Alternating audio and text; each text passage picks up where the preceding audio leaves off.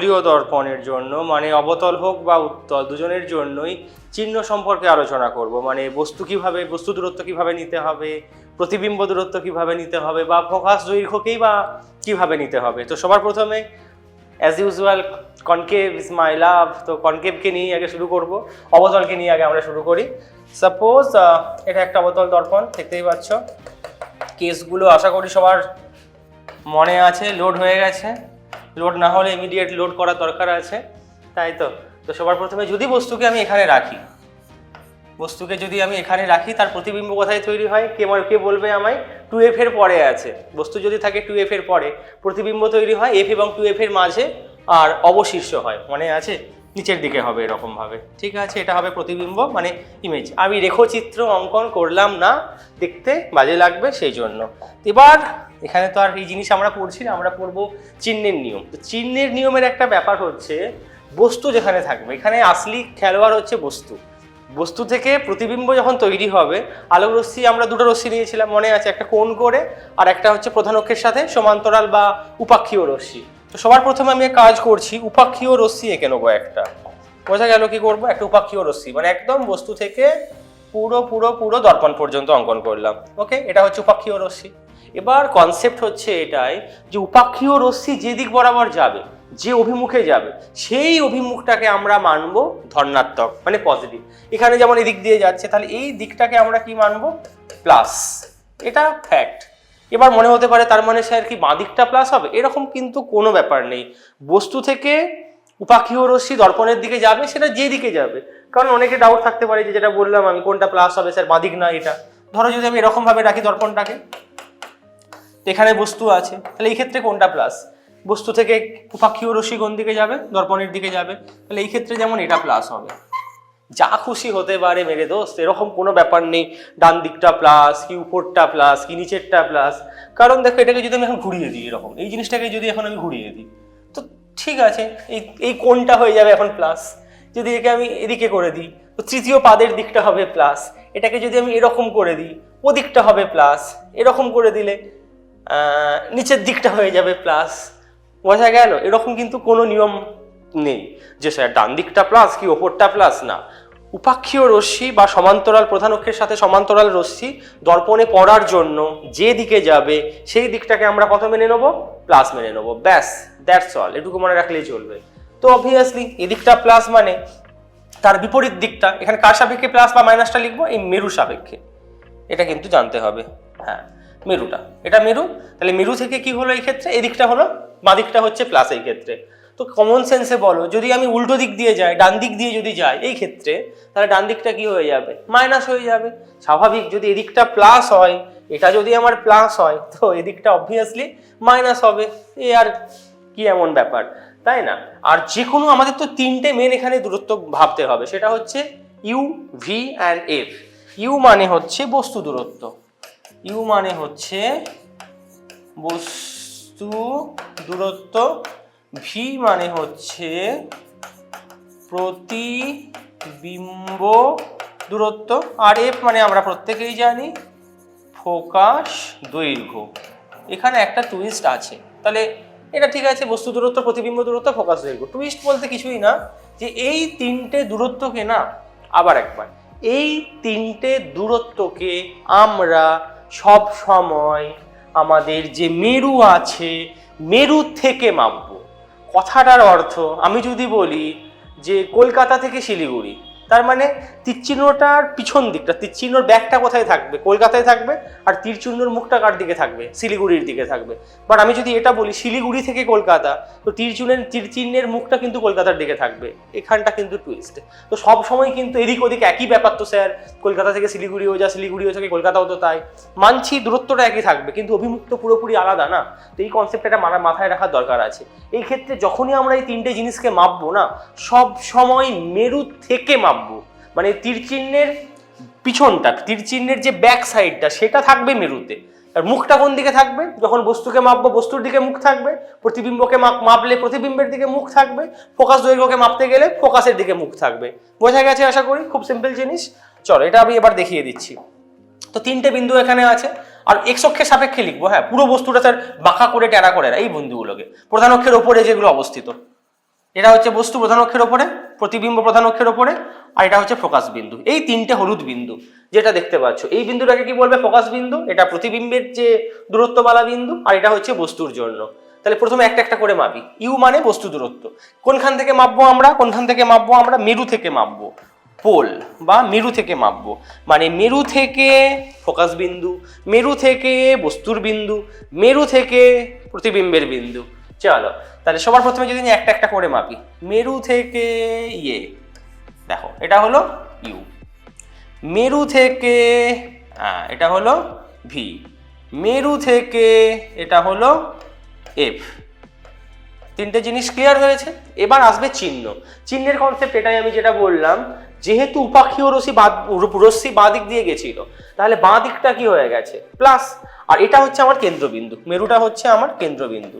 যেভাবে তোমরা করতে এরকম ভাবে মনে পড়ছে, এদিকটা প্লাস হতো, এদিকটা, ওখানে এই ক্ষেত্রে না, এই ক্ষেত্রে কিন্তু ওদিকটা প্লাস মাইনাসের কোনো ব্যাপার নেই, যে এটা কেন্দ্রবিন্দু আমার, এটা 0 0। এই ক্ষেত্রে আমাদের যেমন কি এদিকটা আছে প্লাস, তো এই দিকটা কি হয়ে যাবে? অটোমেটিক্যালি মাইনাস হয়ে যাবে। এরকম কিন্তু ভাবার কারণ নেই স্যার এক্স অক্ষ মানে প্লাস হবে, তো স্যার এদিকটা না। এখানে কিন্তু উপাক্ষীয় রশ্মি যে দিক দিয়ে যাবে সেই দিকটা প্লাস হবে, সেটা এক্স অক্ষ হোক বা এক্স ড্যাশ যাই হোক। এদিকটা যদি প্লাস হয়, এদিকটা কি হবে? এদিকটা মাইনাস হবে। তাহলে কে আমাদের মূল বিন্দু? মেরু। মেরু হচ্ছে আমাদের মূল বিন্দু। তাহলে মূল বিন্দু থেকে বাঁদিকে যদি কোনো দূরত্ব মাপি, সেগুলো হয়ে যাবে প্লাস, কারণ এই যে ওই দিকটাকে আমরা পজিটিভ ধরেছি। আর অটোমেটিক্যালি তাহলে এই দিকটা কি হয়ে যাবে? মেরু থেকে এই দিকটা কি হয়ে যাবে বলো? এই দিকটা হয়ে যাবে নেগেটিভ। এবার ভেবে দেখো, এই অঙ্কটার জন্য বা এই কেসটার জন্য ইউটাও কোন দিকে আছে? এদিকে, নেগেটিভ। ভিটাও কোন দিকে আছে? নেগেটিভ। এফটাও কোন দিকে আছে? নেগেটিভ। দেখো এটাও মাইনাস ইউ হবে, এটাও মাইনাস এফ হয়ে যাবে, এটাও মাইনাস ভি হবে। বোঝা গেল? এই ক্ষেত্রে ইউটাও হচ্ছে ধরো মাইনাস কিছু একটা, ভিটাও হচ্ছে ধরো এটা মাইনাস 30, এটা হয়তো মাইনাস 20, আর এফটাও কত হবে? হয়তো মাইনাস 10। বোঝা গেল? তো এটাই হচ্ছে সাইন কনভেনশনের আসল গল্প, বা এটাকেই বলে কার্টেজীয় চিহ্নের নিয়ম। বস্তু থেকে নির্গত হয়ে সমান্তরাল রশ্মি যে দিক দিয়ে যাবে সেই দিকটাকে আমরা ধনাত্মক ধরবো। ওই দিকেই যদি কোনো দূরত্বকে মাপি বা যেই দূরত্বগুলোকে মাপবো সেগুলো ধনাত্মক হবে, আর বিপরীত দিকের গুলো ঋণাত্মক হবে। কার সাপেক্ষে করব? কাকে মূলবিন্দু ধরে করব? মেরুকে মূলবিন্দু ধরে, কেন্দ্রকে নয়। কিন্তু মেরুর সাপেক্ষে করা হবে। মেরু হচ্ছে আমাদের মূলবিন্দু, ওর সাপেক্ষে এই দিকটা প্লাস হবে, এদিকটা মাইনাস হবে। আর একটা উদাহরণের মাধ্যমে এই জিনিসটা আমরা আবার একবার বুঝবো। দেখা যাক এবার কে কে ঠিক করতে পারে। সবার প্রথমে দেখতেই পাচ্ছ আর একটা অবতল দর্পণ নিয়ে নিয়েছি। এখানে আগেরটাতে যেমন 2f এর পরের কেসটা নিয়েছিলাম, এখানে আমি অন্য একটা কেস নিচ্ছি। বস্তুটাকে ধরো ফোকাস এবং মেরুর মাঝে রাখা হয়েছে। কোথায় রাখা হয়েছে বস্তুটাকে? ফোকাস বিন্দু এবং মেরুর মাঝে। এটা হচ্ছে বস্তু। এই ক্ষেত্রে আমরা জানি মেরু এবং ফোকাসের মাঝে যদি বস্তুকে রাখা হয়, এটা হচ্ছে অবতল দর্পণের শেষ কেসটা, যেখানে কোথায় হতো? বস্তু হতো অসৎ, কারণ বাকি 5টা কেসে সৎ হতো, এদিক দিয়ে তৈরি হতো, বস্তুর দিকেই প্রতিবিম্ব তৈরি হতো। বাট এই ক্ষেত্রে জানো অসৎ তৈরি হবে, সমশীর্ষ হবে, আর পিছনের দিকটা করে তৈরি হবে এরকম বড়। আশা করি যারা ওই কেসগুলো পড়েছো নিশ্চয়ই মনে আছে, কিন্তু এখানে আমরা সেটা পড়বো না। এখানে আমরা এখন চিহ্নের, কার্টেজীয় চিহ্নের নিয়ম পড়বো। তো সবার প্রথমে কিভাবে করব?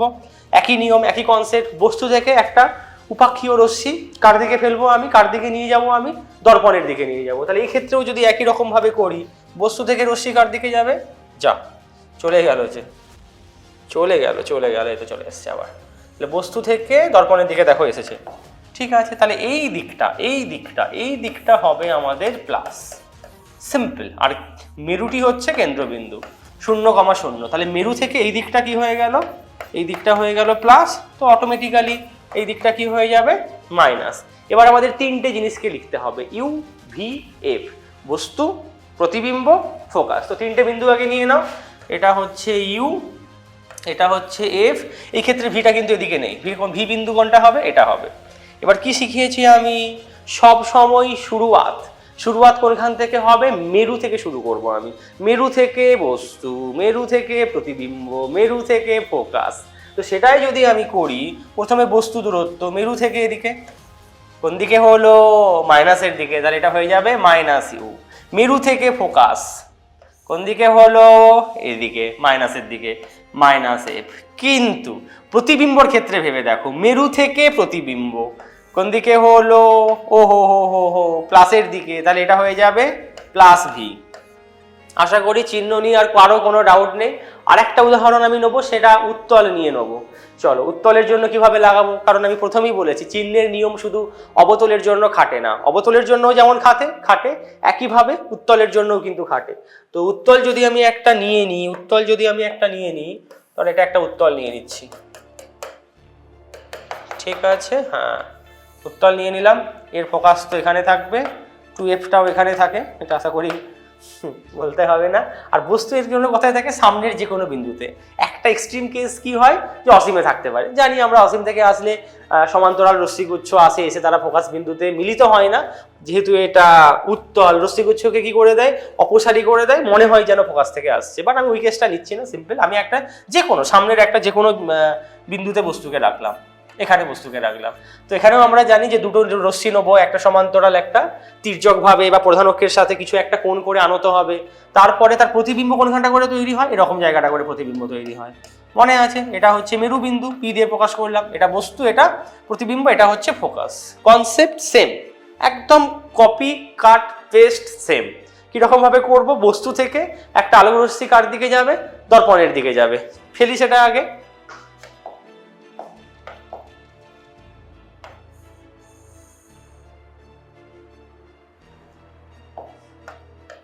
এই হলো আমাদের সমান্তরাল আলোক রশ্মি। তাহলে ও যেদিকে যাবে, পড়ার পরে কোন দিকে যাবে, অপসারী হয়ে যাবে, কি হবে আমার জানার দরকার নেই।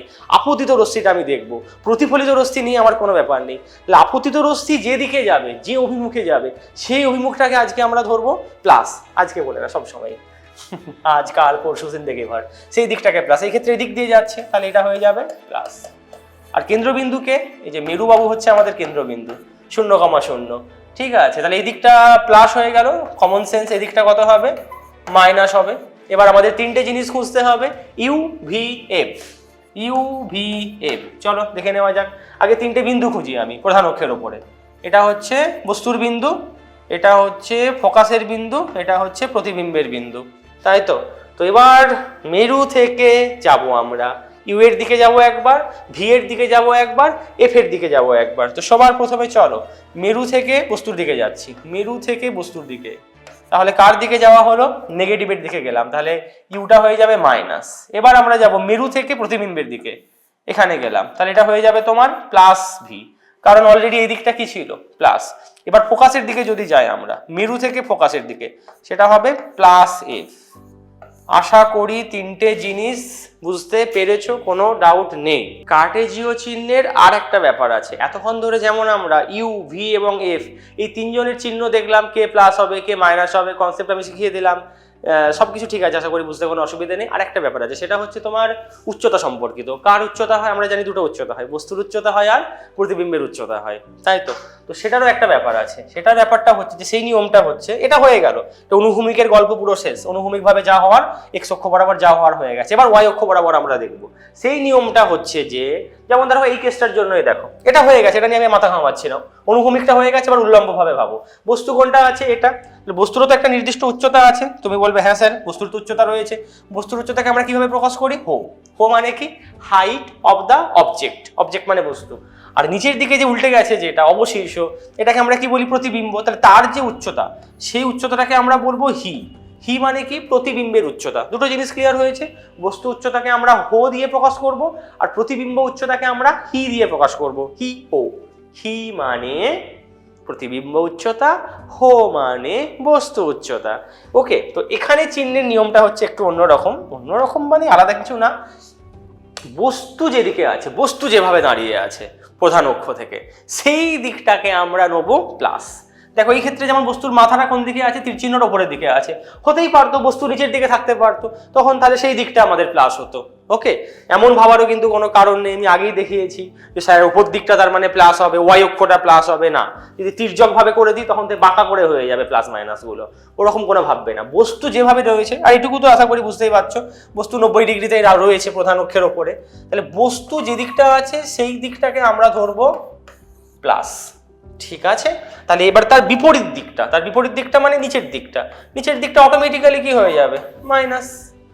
ঠিক আছে, তুমি যদি ভালো জিনিসের পিছনে দৌড়াতে থাকো তাহলে খারাপ জিনিস অটোমেটিক্যালি তোমার থেকে দূরে চলে যাবে। এখানেও তাই, একই গল্প। তুমি যদি পজিটিভের দিকে ছুটতে থাকো, নেগেটিভগুলো অটোমেটিক্যালি তোমার থেকে পিছনের দিকে চলে যাবে। তাই তো, এই হচ্ছে ব্যাপার। তাহলে এই ক্ষেত্রে হোটা কত হবে বলো? হোটা হবে এই ক্ষেত্রে প্লাস, দেখতেই পাচ্ছ, লিখে দেবো, হ্যাঁ লিখে দিচ্ছি। হোটা হয়ে যাবে, এটা হয়ে যাবে প্লাস হো, আর হি যেটা প্রতিবিম্বের উচ্চতা সেটা যেহেতু নিচের দিকে আছে ওটা হয়ে যাবে মাইনাস হি। আশা করি এই দুটো জিনিস বুঝতে কোনো অসুবিধা হয়নি। যখন তাহলে এই ক্ষেত্রে ভেবে দেখো, যখনই তাহলে অবশীর্ষ হবে, অবশীর্ষ মানে আমি কি বলেছিলাম, এটা অথবা এটা, মানে বস্তু যদি এদিকে থাকে প্রতিবিম্ব এদিকে থাকবে, আর বস্তু যদি এদিকে থাকে প্রতিবিম্ব নিচের দিকে থাকবে। এই ক্ষেত্রে হি আর হো সবসময় কি হবে, মাইনাস হবে, কারণ বস্তুর দিকটাকে আমরা পজিটিভ ধরবো, আর যেহেতু অবশীর্ষ প্রতিবিম্ব বিপরীত দিক দিয়ে থাকবে সেটা অটোমেটিক্যালি কি হয়ে যাবে, নেগেটিভ হয়ে যাবে। এই জিনিসটাও কিন্তু মনে রাখতে হবে। হি আর হো এর মধ্যে কে প্লাস হবে আর কে মাইনাস হবে। শুধু এটা না, চলো আরেকটা কেস আমি করে দেখাচ্ছি। যেমন যেমন আমরা করেছিলাম না একটু আগে, হ্যাঁ এই কেসটার জন্য বলো, একই রকম ভাবে করবো। বস্তু যেদিকে কোন দিকে আছে, ওপরের দিকে আছে, তাহলে ওই দিকটাকে আমরা কি নেবো, প্লাস। তো বিপরীত দিকটা অটোমেটিক্যালি কি হয়ে যাবে, মাইনাস। ওকে, নেগেটিভ হয়ে যাবে। তো একই রকম ভাবে বস্তু কোন দিকে আছে, আর বস্তু উচ্চতাকে আমরা কি দিয়ে প্রকাশ করি, হো, আর প্রতিবিম্ব উচ্চতা কত হয়, হি। এই ক্ষেত্রে দেখো নিচের দিকে কিন্তু কেউ নেই, দুজনেই সমশীর্ষ। অসৎ মানে সমশীর্ষ হবে, তাহলে বস্তুও আছে প্রতিবিম্বেও আছে, বললে বললে বললে বললে ভাই। আর যদি দুটো নিচের দিকে থাকতো তাতেও চলতো, কোনো অসুবিধা নেই। বস্তুর দিকটা পজিটিভ, একই দিকে থাকা মানে কি প্রতিবিম্বটাও পজিটিভ হবে। আমি ওই জন্যই তো বারবার বলছি উপরের দিকটা পজিটিভ, এরকম কিন্তু কোনো ব্যাপার নেই। এই ক্ষেত্রে যেমন দেখো হোটাও কত হবে, প্লাস হো, আর ও যেহেতু সমশীর্ষ আছে মানে প্লাস ই, দুটোই প্লাস হয়ে যাবে। বুঝতে পেরেছো আশা করি। আর তারপরের যে কেসটা করলাম সেটাও দেখে নিই, একই রকম ভাবে করবো। এর জন্য দেখো বস্তু যেদিকে আছে সেদিকটাকে আমরা কি ধরবো, প্লাস। ঠিক আছে, বিপরীত দিকটা তাহলে কি হবে, মাইনাস। তাহলে এই ক্ষেত্রে দেখো বস্তু হোটা কোন দিকে আছে, ওপরের দিকে, তাহলে প্লাস হো, আর প্রতিবিম্বটাও কোন দিকে আছে, ওপরের দিকে, ওটাও কত হবে বলো, প্লাস হি। এটা হো, এটা হয়ে গেল প্লাস পি। আশা করি বুঝতে কোনো অসুবিধে নেই। অঙ্ক যখন করবো আমরা তখন এই জিনিসগুলো কিন্তু লাগবে, মাথায় রেখে দাও, লোড করে নাও, লোড করে 3-4টে তালা মেরে দাও, 2-4টে পাসওয়ার্ড লাগিয়ে দাও। ঠিক আছে।